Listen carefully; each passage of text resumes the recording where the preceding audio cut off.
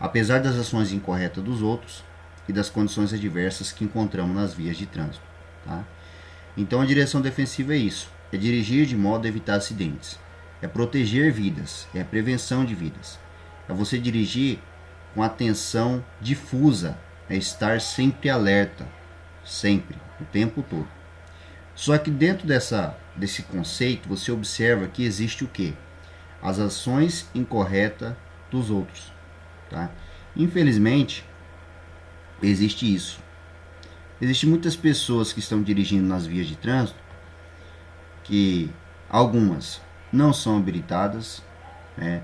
Não tirou a carteira, talvez por condições financeiras, entre outras, mas estão dirigindo e não têm noção em algumas situações das regras de circulação. Por isso que é necessário você fazer esse processo de habilitação. Você precisa entender, né, como que funciona a legislação, as regras de circulação e as outras matérias, inclusive direção defensiva. Mas não é somente aquelas pessoas não habilitadas que geram ações incorretas. Existe muita gente habilitada aí que é o que nós chamamos aí de imprudente. O que é um imprudente? Aquele que falta com respeito com a legislação de trânsito. Ele desrespeita as leis, as normas, ele não está nem aí. Ele está atrasado, ele corre mesmo. Se ele precisar furar um sinal, ele vai avançar um sinal vermelho do semáforo. Ele tem situações aí de gente que bebe bebida alcoólica e vai dirigir. Então, nesse caso aí também, você observa que direção e bebida alcoólica também é um fator aí que é um grande desrespeito à legislação, tá? Não é somente desrespeito, não é somente a imprudência aí que eu estou falando. Existem 3 fatores que a gente vai estar falando na aula: a imprudência, a negligência e a imperícia, tá? Resumindo aqui, o que é uma imperícia? É a falta de habilidade, a falta de experiência. Então, imagina uma pessoa recém-habilitada. Ele não tem total habilidade e experiência para dirigir um veículo. Isso ele vai adquirindo com o tempo. E esse tipo de pessoa pode causar acidente, ou pode sofrer um acidente, tá? E a questão da negligência é aquele cara que ele deveria fazer a manutenção, né? O condutor que deveria fazer a manutenção de forma correta, mas não faz. O pneu tá careca, ele, vai levando, deixa careca mesmo, depois ele arruma. O problema no sistema de freio, mas ele, tá nem aí. Então, esse tipo de situação nós chamamos aí de negligência. O que é um negligente? É o relaxado. É aquele que sabe que tem que fazer, mas não faz, tá? Então, vamos lá. Dirigir de modo a evitar acidentes, apesar das ações incorretas dos outros e das condições adversas que encontramos nas vias de trânsito. Se cair na prova de vocês a questão de quantas partes é dividida a direção defensiva, são apenas 2 partes, tá? A direção preventiva, né? Direção defensiva de forma preventiva é a primeira parte. É uma atitude permanente do motorista para evitar acidentes. Então, assim, ele está o tempo todo utilizando a parte de direção preventiva, tá? Ele está sempre, né, o tempo todo com essa atitude. Ele quer evitar acidentes. Esse é o grande objetivo. E existe a direção defensiva na parte que se diz corretiva. Então existe a parte preventiva e a parte corretiva. A parte corretiva já é uma atitude que o motorista deverá adotar ao se defrontar com a possibilidade de acidentes, corrigindo situações inesperadas. Então, nessa parte corretiva, você observa o que? É uma atitude que o motorista deverá adotar ao se defrontar com a possibilidade de acidentes. Tá? Ele está o tempo todo. Nesse caso aí, ele tem que corrigir uma situação inesperada. Então, nesse caso, é necessário que o condutor tenha uma certa habilidade, né? Porque ele tem que tomar uma atitude muito rápido e ele tem que ser habilidoso para fazer uma manobra aí que vai evitar um acidente, né? Então, é uma situação inesperada. Ele precisa evitar. Ele precisa tomar uma atitude. Então, essa é a parte corretiva. Ele precisa corrigir aquela situação que pode dar um acidente, pode causar um acidente. Dentro do termo, né, pode cair na prova alguma coisa querendo saber o que é o condutor defensivo, né? Cite, explique o que é um condutor defensivo. Aí vai ter várias alternativas, né? Então, de forma clara, você tem que saber que o condutor defensivo é aquele que preserva a sua vida e a de todos que estão à sua volta, por meio de seus conhecimentos teóricos, da sua postura, do seu bom senso na condução do veículo. Tá? Então, o condutor defensivo é aquele que preserva a sua vida e a de todos que estão à sua volta. Tá? É necessário esse conhecimento teórico que vocês estão passando? É necessário. Vocês precisam adquirir, tá? Mas também é necessário que você tenha sempre uma boa postura, um bom senso na condução do seu veículo aí. Continuando, acidentes de trânsito. Pode ser perguntado aí numa prova do Detran, né? Os tipos de acidentes de trânsito. Quando se fala na disciplina de direção defensiva, nós observamos que existem os acidentes evitáveis e os inevitáveis. O acidente de trânsito evitável não faz o que é possível fazer para evitar. Então, assim, o evitável, ele teria a possibilidade de evitar, mas ele não fez o que era possível. Nesse caso, eu enquadro muito a questão do negligente. Tá? Quando eu falei negligente, na pessoa relaxada, aquele que não dá manutenção nos veículos, você vai observar esse fator aqui, né? Um acidente evitável. Por exemplo, o que era possível fazer para evitar? Você observou que o veículo estava com os pneus carecas, né? O desgaste total. Esse desgaste do pneu aí pode gerar acidente? Pode. Imagina os pneus aí, passou daquele desgaste o máximo, né? Existe um fator no suco ali do pneu, nós chamamos de TWI 1,6 milímetros, tá? Ali é um nível, um marcador ali, onde diz que o pneu já está no nível máximo para poder rodar, ou seja, ele já foi consumido quase tudo. Se passou daquele nível do TWI, já é considerado careca, ele já passou, tá? Então, existe aí nos pneus dos veículos, se vocês observarem, existe uma marca, tá? Que ele mede o desgaste do pneu.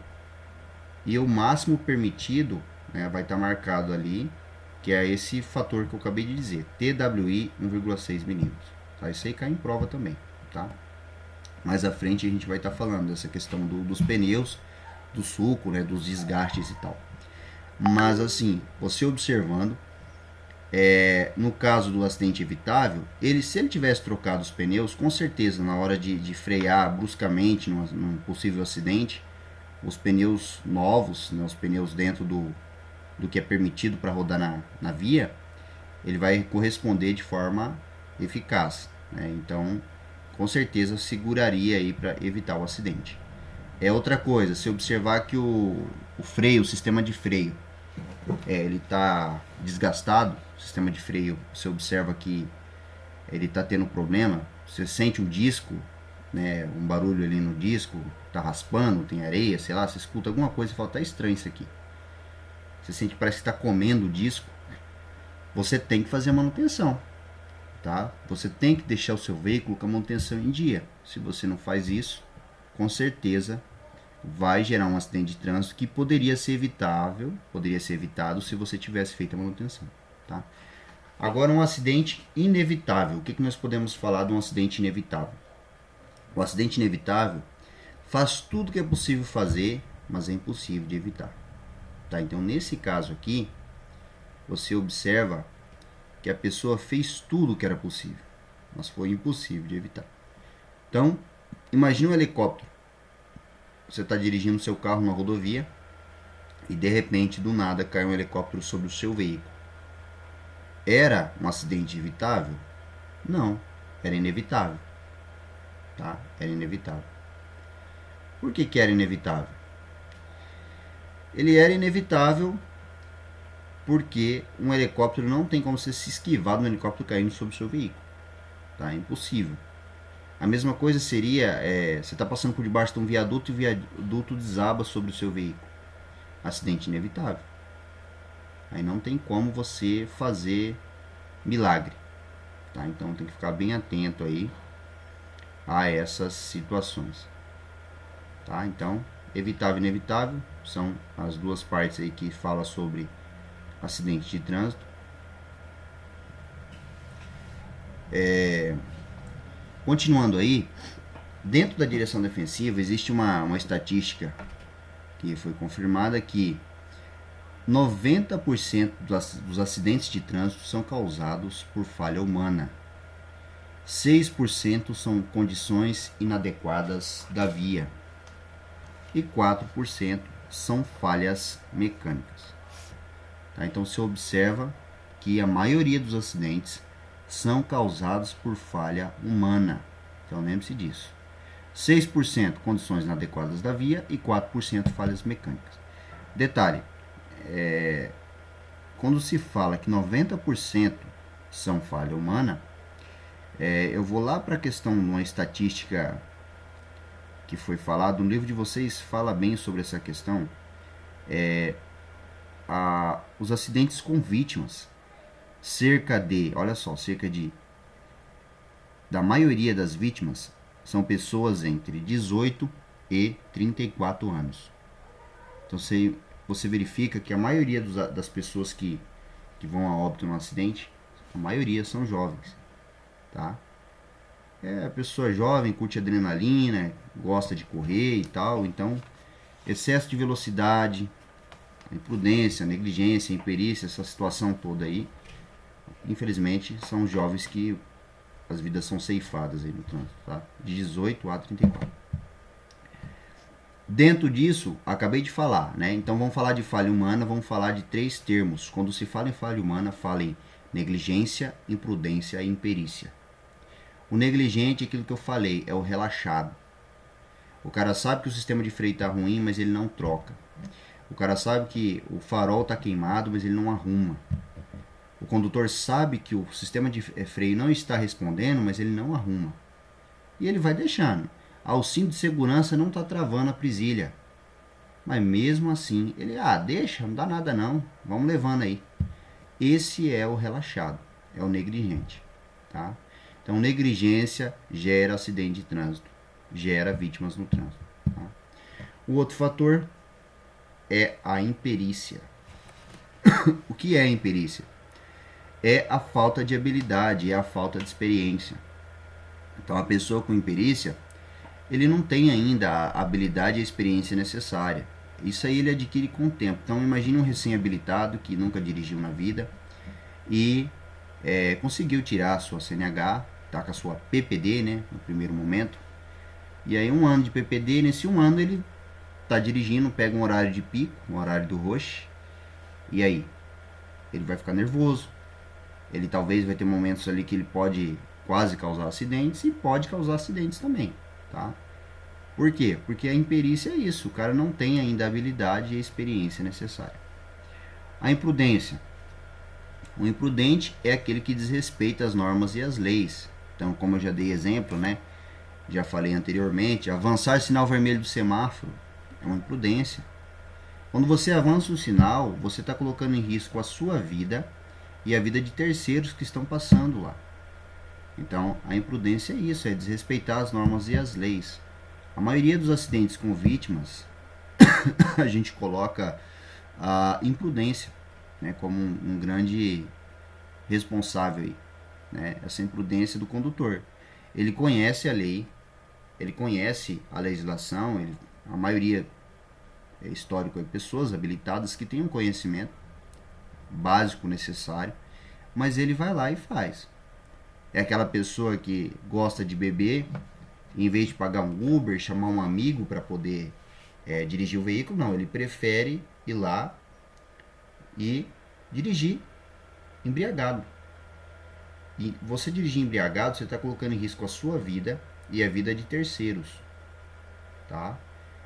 Álcool e direção, infração gravíssima. O valor da multa R$ 2.934,70. É a suspensão da habilitação, por 1 ano, é curso de reciclagem. Então é uma bucha, é uma dor de cabeça. Só que tem muita gente que não respeita, infelizmente. Os 5 elementos da direção defensiva também nós precisamos falar. Quais são os 5 elementos? Chamamos aí de CHAPD, C de conhecimento, H de habilidade, A de atenção, P de previsão e D de decisão. Tá? Então você observa aí que são os 5 elementos da direção defensiva. Tá? Dentro desses aí, eu vou dar prioridade para vocês lembrarem, que cai bastante em prova, a atenção. Existem 3 tipos de atenção: atenção fixa, dispersiva e difusa. Tá? Então esses 3 tipos de atenção caem bastante em prova. A atenção dispersiva é a mais fácil de se falar. Você está dirigindo e manuseando um celular, está mandando mensagem ou está falando no celular. Isso é uma atenção dispersiva. O que é? Você vai estar distraído, desatento. Tá? A outro fator é a atenção fixa. A atenção fixa é aquela pessoa que só olha para frente. Eu falo visão de cavalo. O cavalo, quando puxa a carroça, ele está olhando para frente, né? Ele tem o tapa e ele olha para frente. Essa atenção fixa, um dos fatores é o que? A pessoa está com um desgaste, está muito cansada. Então, nesse caso, você observa a pessoa, se ela está exausta, ela não vai ter uma atenção difusa nunca. Ela vai ter uma atenção fixa. Às vezes ele só vai conseguir enxergar o que está à sua frente. Mas você sabe que um condutor que está fisicamente, mentalmente cansado, para ele dormir é muito fácil. Né? A gente vai falar isso em condições adversas de motorista. Então, a atenção fixa pode levar realmente a um acidente de trânsito, porque você não consegue ter toda a atenção, você olha só para frente, uma visão bem fraca, e isso é muito ruim. Tá? Então, a atenção fixa olha para frente, a dispersiva é o distraído, lembra do celular. E a atenção difusa é a principal, é aquela que eu falo. Gente, fiquem atentos. A atenção difusa é aquele que está sempre alerta. Sempre alerta. Tá? Eu dou um exemplo seguinte. A atenção fixa, eu brinquei dizendo que é uma visão de cavalo, aquele que olha só para frente. A atenção dispersiva é o distraído, é aquele cara que está no celular. E a atenção difusa eu falo que é aquele sempre alerta. Imagine lá um policial de uma força especial, o BOP, por exemplo. Ele está sempre alerta. Ele cuida da frente, a retaguarda, 360 graus ele está cuidando tudo. Então essa é a atenção que um condutor defensivo deve ter. Tá? Atenção difusa. Depois da atenção difusa, vamos falar da previsão imediata e a previsão imediata. Deixa eu pegar aqui. A previsão imediata e imediata. O que é a previsão? A previsão, ela é uma antecipação, tá, de uma situação de risco que pode ser desenvolvida e treinada no uso do seu veículo. Então, é uma antecipação de uma situação de risco. Existem 2 tipos de previsão. A imediata, que ela é exercida em uma ação próxima a curto prazo. O condutor prevê a possibilidade de riscos nos cruzamentos, vê um pedestre à sua frente e prevê complicações. Então você está dirigindo ali, aí você vê um senhorzinho numa bicicleta em zigue-zague, está meio bêbado. A previsão imediata é aquela que você fica ali, ó, né? É uma ação próxima a curto prazo. Você já está ali atento. Opa, se ele vir para o meu lado, eu vou ter que desviar. Isso é uma previsão, né? Você está antecipando uma situação de risco. Tá? A previsão imediata já é o quê? Quando se fala em previsão imediata, já é o quê? Distante, a longo prazo. Tá? Então, essa é a previsão imediata. Exemplo. Perdão. Revisão do veículo. Tá? Abastecimento, verificação dos equipamentos obrigatórios, dependendo sempre de um bom senso e conhecimento. Então, a previsão imediata é a longo prazo. Então, você observa, você está no seu carro, você observa que o carro está baixando o combustível. O nível de combustível está baixando, vai entrar na reserva. E aí? Você vai ficar rodando com o seu carro na reserva? Não. Você vai ter uma previsão imediata. A longo prazo você já pensa, meu Deus, se eu não abastecer agora, lá na frente eu vou ficar parado na via. Que pode o quê? Andar na reserva, um dos fatores, pode queimar a bomba de combustível. Tá? Então, você não vai ficar andando na reserva, você já vai e abastece. Isso é uma previsão imediata. Você já imagina lá na frente o BO que pode acontecer e por esse motivo você já resolve logo. Tá? Então isso é uma previsão imediata, a longo prazo. Tá bom? Revisão do veículo, a mesma coisa. Você está cuidando lá, quantos km você já rodou com o seu carro? Ah, rodei 5.000 km. Ah, eu vou fazer uma revisão. Pode fazer. Ah, não, mas a concessionária fala que com 10.000 faço uma revisão. Beleza. Mas se você quiser fazer uma previsão imediata, fazer uma revisão antes, né, antes de chegar a essa quilometragem, você pode? Pode. Tá? Quanto mais revisões você faz no seu veículo, a chance de você ficar parado na via, de causar acidentes e tal, é muito menor. Porque o veículo vai estar dentro com a revisão em dia. Decisão. A decisão, ela sempre vai depender do quê? Do seu conhecimento, o seu conhecimento referente ao seu veículo, referente às leis e normas de trânsito, tá? Essa decisão é uma atitude que você tem que tomar e você precisa de ter agilidade nas suas ações, tá? Bom senso e experiência é muito importante nesses casos, tá? Porque a decisão, ela é primordial. O poder de decisão aí de um condutor, ela pode evitar um acidente, né? Se você tomar a decisão correta. Mas se você tomar uma decisão errada, infelizmente, vai gerar um acidente. Depois temos a habilidade. Habilidade é o quê? É ser um condutor hábil. Significa que você é capaz de manusear e controlar o veículo, né? Executar todas as manobras necessárias aí com perícia. Então, assim, a habilidade você adquire com o passar do tempo, tá bom?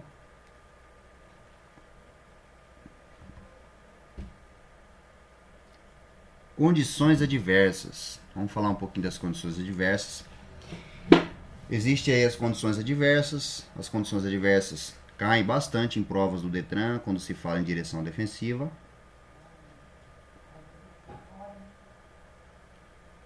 Aí eu falo para vocês, dentro das condições adversas, quais são elas?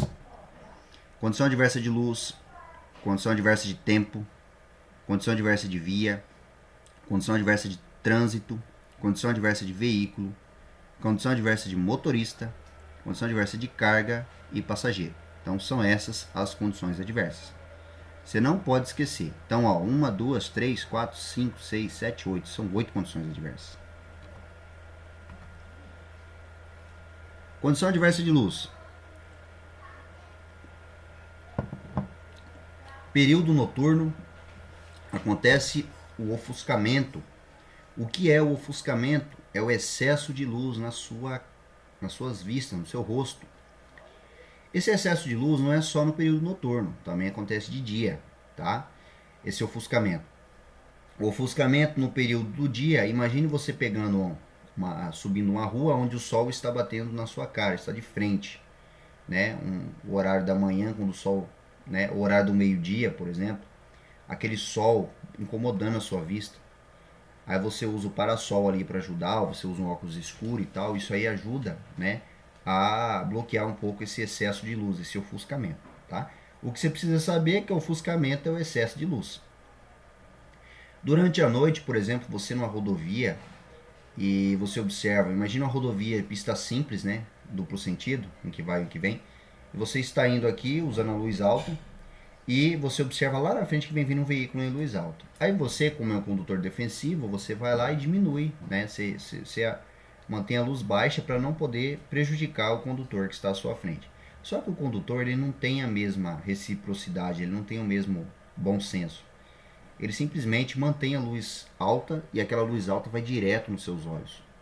Então aquela luz alta é o que nós chamamos de ofuscamento, o excesso de luz. Depois do ofuscamento, nós temos aí o exemplo da penumbra. O ofuscamento é o excesso de luz e a penumbra é a ausência de luz. Tá? Então lembre-se disso, penumbra é a ausência de luz. Período diurno, o entardecer, acontece a penumbra. Então, quando tem aquele período do entardecer, o sol está se pondo, isso nós chamamos aí de penumbra, ausência de luz. Tá bom? Condições adversas de tempo. O que são condições adversas de tempo? O frio, o calor, o vento, A chuva, o granizo, a neblina, são fenômenos que reduzem a capacidade visual do motorista, tá? Então, dentro das condições adversas de tempo, eu sempre falo para os alunos dessa situação aqui, ó. Um dos detalhes, o artigo 40 do Código de Trânsito Brasileiro, ele foi revogado pela Lei 14.071, aquela questão da luz de posição. Na lei anterior, né, falava-se que poderia utilizar na chuva, neblina, a luz de posição. No popular nós chamamos de meia luz, tá? Só que agora é obrigatório você utilizar a luz baixa, tá? A luz baixa. Pelo amor de Deus, nunca utilize luz alta, neblina, chuva, aceração, porque a luz alta ela prejudica a visão, tá? O correto hoje, né, conforme a lei, não é a luz de posição, é a luz baixa, tá? A luz de posição, o que acontece? Em que sentido você vai utilizar uma luz de posição? Você vai usar essa meia luz quando você vai fazer um embarque e desembarque, né, de uma pessoa, parou o veículo, está desembarcando, está embarcando, você pode usar a meia luz, a luz de posição. Você pode usar a luz de posição também numa operação de carga e descarga. Você vai descarregar alguma mercadoria ou carregar no período noturno, você pode utilizar a luz de posição. Agora, a luz baixa, você tem que lembrar que você vai utilizar sempre que necessário, principalmente no período da noite, a luz baixa. Detalhe importante que cai em prova. Durante o dia dentro da cidade, a luz baixa é obrigatório para 2 tipos de veículo. Ônibus de transporte coletivo, tem que manter a luz baixa. E o outro veículo que tem que manter acesa a luz baixa durante o dia é as motocicletas, motonetas, ciclomotores. Tá? Esses veículos é obrigatório também manter a luz baixa durante o dia. Tá bom? Detalhe também, na lei anterior falava em rodovias que você tinha que manter a luz baixa nas rodovias o tempo todo, tá? Com a nova lei agora, 14.071, ficou estipulado o seguinte: existe 2 tipos de pista, a pista simples e a duplicada. Na pista simples, né, que seria aquele sentido duplo sentido, um que vai e um que vem. A pista simples é obrigado você acionar a luz baixa, é obrigado. Na pista duplicada, que é uma pista mais larga e tal, num sentido, você já não tem essa obrigação, tá? Com a nova lei, a pista duplicada não precisa, mas a pista simples é obrigatório manter acesa a luz baixa de todos os veículos. Eu estou falando isso em rodovias, tá bom? Cai na prova? Cai, tá? Então só tem que saber a diferença. Pista simples é obrigado a luz baixa nas rodovias, pista duplicada não é obrigado a luz baixa na rodovia. O que eu faço na prática? Se eu vou pegar uma rodovia, eu prefiro manter a luz baixa acesa o tempo todo. Não vai ter nenhuma infração de trânsito para mim se eu passei numa pista duplicada com a luz baixa acionada. Não tem nenhum problema. Agora, se eu esqueci de acionar a luz baixa em pista simples, com certeza, se passar uma viatura da PRF, eu posso sofrer uma infração de trânsito aí. Em chuvas, utilize a distância de segmento, a distância de segurança. Também é falado sobre isso. Pista molhada por causa de chuva diminui a aderência dos pneus e podem causar aquaplanagem ou hidroplanagem. Isso aqui também cai bastante em provas, tá? O que é aquaplanagem e hidroplanagem? Vamos estar falando mais à frente. Choveu? Cuidado com a aquaplanagem, tá? A pista ela se torna como se fosse uma pista de gelo. Você perde o controle mesmo, tá? A aquaplanagem é a falta de contato dos pneus com a pista. Tá? O veículo fica sem o seu controle. Detalhe, no aquaplanagem, você nunca pise no freio e nem acelere. Segure com firmeza o volante e desacelere aos poucos até o veículo estabilizar. Olha só, tá? Então tem essa noção. Então você não pode pisar no freio, você não pode acelerar. Você tem que desacelerar progressivamente, aos poucos, tá? Desde que o veículo vai fazendo isso, tá? E um detalhe muito importante, segure com firmeza o volante, tá? Numa situação de aquaplanagem, não tente movimentar o volante para lá ou para cá, para a direita ou para a esquerda. Mantenha-se firme o volante, tá? Isso ajuda, isso é uma técnica, tá? A direção defensiva, os estudiosos identificaram, né, utilizando profissionais, pilotos e tal. E depois vou mostrar um vídeo para vocês, fala sobre isso, tá? É necessário você utilizar a técnica, tá? Por quê? Se você não usa a técnica, você vai se lascar mais ainda, tá? Aquaplanagem, lembrando, condições adversas de tempo, chuva. A chuva cai sobre o solo, sobre o asfalto pavimentado, gera uma camada de água sobre o pavimento, e aí o pneu, principalmente veículos com os pneus desgastados, né, o pneu careca, e excesso de velocidade. Se o cara estiver correndo, o condutor está correndo e é excesso de velocidade, e o pneu está careca, que nem o pai aqui, careca, sou careca também, então vamos dizer a mesma coisa. E aí o que vai acontecer? O veículo vai passar por aquela camada e o pneu não vai aderir ao solo, ao asfalto. E aí ele vai gerar uma aquaplanagem, tá? Ele vai deslizar como se fosse uma pista de gelo. E aí o desespero vem. Imagine se em alta velocidade e gerar isso. Quando acontece isso, em alta velocidade, nós temos um termo que nós chamamos de tombamento e capotamento. Tá? Eu vou falar mais à frente disso, mas já vamos resumir. O tombamento, o veículo ele tomba. Então imagine o veículo está na via. Imagine o veículo está excesso de velocidade e de repente gera uma aquaplanagem, né, um local, uma pista molhada, e aí ele tomba. Se ele tomba de lado, é considerado tombamento. Ficou de costa, ainda é tombamento. De lado novamente, tombamento. Agora, se ele girou 100%, fez o 360 graus, um giro completo no ar, aí nós chamamos de capotamento. O capotamento é o 360 graus, tá? O tombamento não. O tombamento, ele tomba. Um lado, tomba para o outro, tomba para o outro. Agora, se ele fez um giro de 360 graus, aí nós chamamos de capotamento, tá? Então, capotamento é um giro de 360 graus, né? Ele gira várias vezes no ar. E isso é um capotamento. E o tombamento, né, é menos do que 360 graus. Lembre-se disso. É menos que 360 graus. Condições adversas de via, vou falar um pouquinho sobre isso também. As condições adversas de via, você observa animais na via, pode gerar acidente de trânsito. Então, imagine essa imagem, né? Tem um monte de jegue atravessando.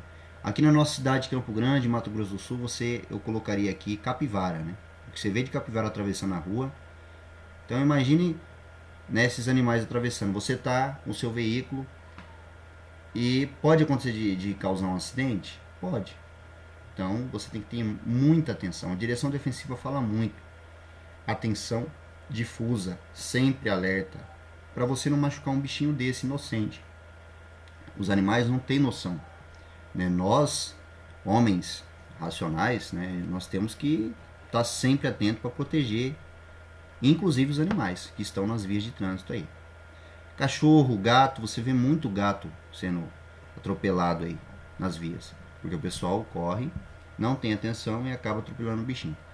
Detalhe, buracos também é uma condição adversa na via.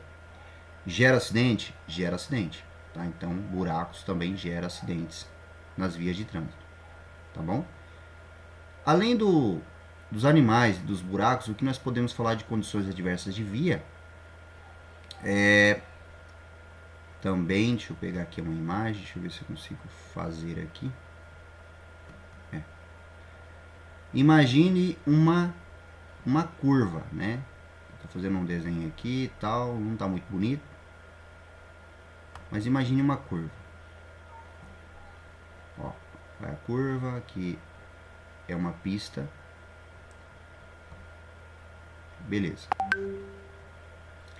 E aí, imagine que tenha os veículos aqui. Deixa eu ver. Não, deixa eu pegar aqui. Imagine que tem um veículo aqui, esse quadradinho é um veículo. e esse veículo ele vai em alta velocidade fazer uma curva. Só que aí, na lei da física, existem as forças. Força centrífuga e força centrípeta. Se você está em alta velocidade e você for jogado para fora da pista, imagine esse carro aqui sendo jogado para fora da pista. Nós chamamos de força centrífuga. Centrífuga. Tá? O que é a força centrífuga? Máquina de lavar não tem a centrífuga?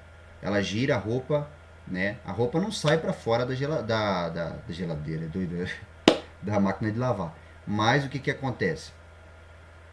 Você observa que aquela força, a centrífuga, ela joga para a parede da máquina, né? Então a força centrífuga é isso, ela te joga para fora. Então numa curva, que é uma condição adversa de via, você pode ser jogado para fora. Isso é uma força centrífuga. Agora, a força centrípeta, ela é diferente, tá? Quando se fala em força centrípeta, né, eu dei o exemplo da curva aqui e tal, imagine a curva, deixa eu apagar o negócio aqui. Na força centrífuga, o veículo, ele vai, né, tá fazendo aqui, só que ele não vai ser jogado para fora. Ele vai ser puxado para dentro. Então o veículo roda dentro da curva, tá? Ele não é jogado para fora. Ele é jogado, puxado, jogado para dentro. Ele faz o quê? Ele perde o controle, né, na curva, porque ele está em velocidade, só que aí ele vai rodar dentro da pista. Tá? Isso é o que nós chamamos de força centrípeta. Centrípeta. Então existe aí as duas forças que vocês precisam lembrar, tá? Né? Então lembre-se de, além dos animais, além dos buracos, lembre-se dessa situação aqui. Lembrar de curvas. Aí quando a gente lembra de curvas, lembre-se das duas forças. A força centrífuga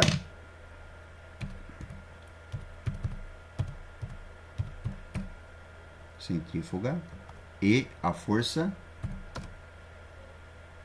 centrípeta. Vou colocar aqui. Centrípeta. Tá bom?